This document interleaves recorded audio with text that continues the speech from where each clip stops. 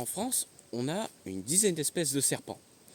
Et on peut les classer en deux catégories, les venimeux et les non venimeux. Dans les non venimeux, on va retrouver donc tout ce qui est couleuvre et coronelle.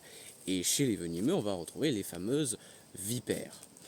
D'ailleurs, en parlant des vipères, il y a 4 espèces de vipères en France, et suivant la région où vous êtes, où vous vivez, vous n'allez pas forcément retrouver les mêmes espèces.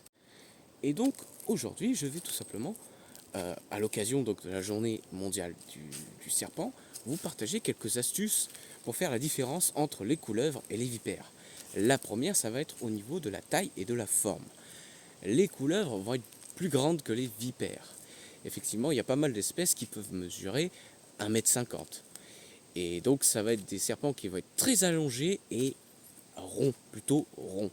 Alors que les vipères, elles vont plutôt être petites, trapues et plus aplaties. Et deuxième technique, ça va être donc la forme des pupilles. Effectivement, en France, donc tout ce qui est non venimeux, donc tout ce qui est plutôt couleuvre et coronelle, vont plutôt avoir des pupilles rondes. Donc quand vous voyez un serpent avec des pupilles rondes, en France, ça va être un serpent non venimeux. Alors que par contre, chez les vipères, on va avoir une pupille ovale. Donc quand vous voyez un serpent avec une pupille ovale, c'est certainement une vipère, et donc attention, venin. Mais comme je l'ai dit, cette technique, elle marche assez bien pour les espèces présentes en France, mais elle ne marche pas dans le monde entier. Typiquement, le mamba noir, qui est un des serpents les plus dangereux du monde, a les pupilles rondes. Et dernier petit rappel, en France, l'ensemble des espèces françaises donc de serpents sont protégées.